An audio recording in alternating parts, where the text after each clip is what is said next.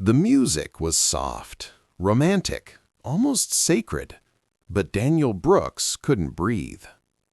Crystal chandeliers shimmered above the grand ballroom of the Lakeview Grand Hotel in Chicago, casting golden light across silk-covered tables and sparkling glasses. Laughter echoed through the room. Champagne bubbled quietly in tall crystal flutes. The bride stood at the center of it all, in a gown so radiant it seemed stitched from light itself. And Daniel, a single father in a modest navy suit he had worn to every formal event for the past 5 years, stood quietly near the back wall, trying not to feel invisible. Then it happened. A woman's voice, calm, confident, and impossibly close, brushed against his ear. "Stop looking at the bride. Look at me." Daniel froze. If you believe in kindness, second chances, and the quiet miracles life sometimes hides in unexpected places, take a moment to like this video, comment where you're watching from, and subscribe to the channel.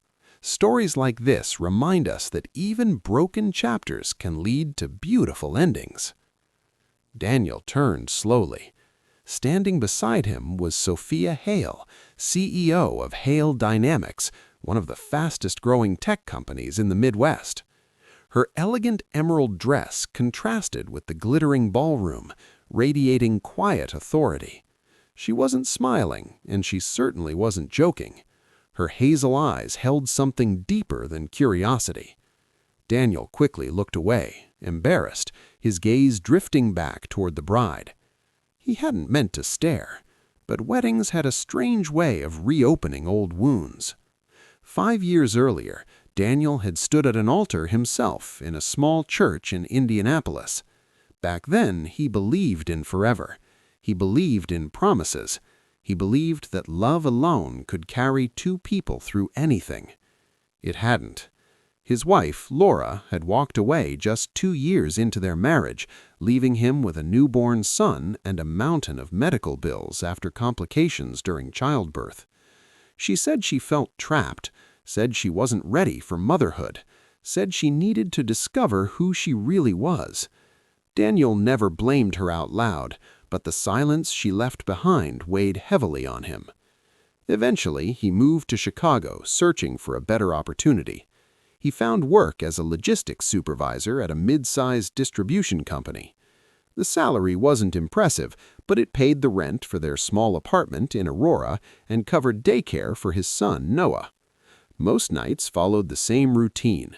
Daniel would return home exhausted, eat leftovers, help Noah practice reading for kindergarten, and eventually fall asleep on the couch with spreadsheets still open on his laptop. Love wasn't something he had room for anymore. The wedding tonight belonged to his old college roommate, Michael. Daniel almost declined the invitation. He didn't own anything expensive enough for a room like this. Most guests were executives, entrepreneurs, people who seemed to glide through life without scuffed shoes or tired eyes. Sophia Hale was clearly one of them, or so he assumed. She studied him quietly, not with judgment, not with flirtation, just curiosity. "You look like you're mourning something," she said softly. Daniel hesitated, surprised by the honesty of the question. Then he answered just as honestly, "Maybe I am." Sophia didn't push him for details. Instead, she nodded gently toward the dance floor, where Michael and his bride were spinning beneath the golden lights. "You're not looking at her because you want her," Sophia said calmly. "You're looking at her because you remember who you used to be." The words landed with surprising precision. Daniel felt exposed, but strangely understood. What he didn't know was that Sophia had been quietly watching him for nearly 20 minutes before walking over. In a room of loud success, expensive watches, and carefully rehearsed laughter, Daniel carried something rare: quiet integrity. Sophia understood quiet more than anyone realized. At 41, she had built her company from a rented garage into a technology corporation worth hundreds of millions of dollars. Boardrooms respected her. Investors trusted her. Competitors feared her. But her personal life had always been complicated. Many men admired her success until they felt threatened by it. Many liked her independence until they realized she didn't need rescuing. Yet Daniel wasn't trying to impress anyone, and that caught her attention. "Do you have children?" she asked. Daniel's expression changed instantly. His shoulders relaxed. His eyes warmed. "One," he said with a small smile. "My son, Noah. He's 5. The rest of the evening unfolded slowly. They talked about small things: Chicago traffic, terrible college haircuts, the best deep dish pizza in the city. But beneath every conversation was something deeper: recognition.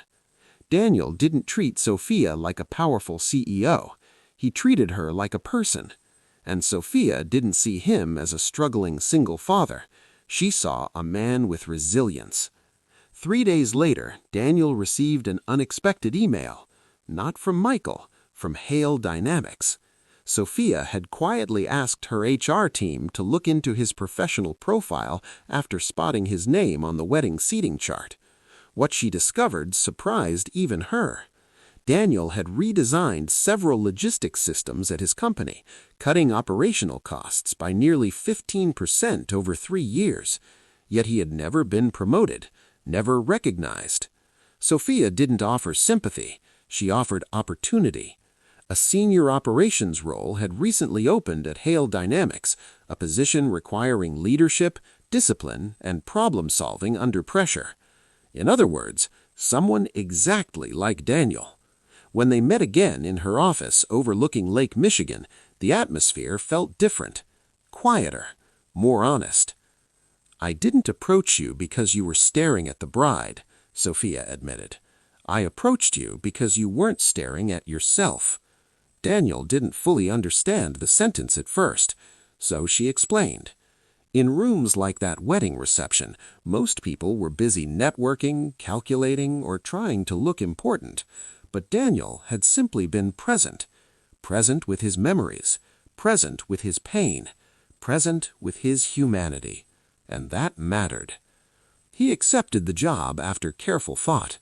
The new salary meant better health care for Noah, better schooling options, and something Daniel hadn't felt in years: breathing room.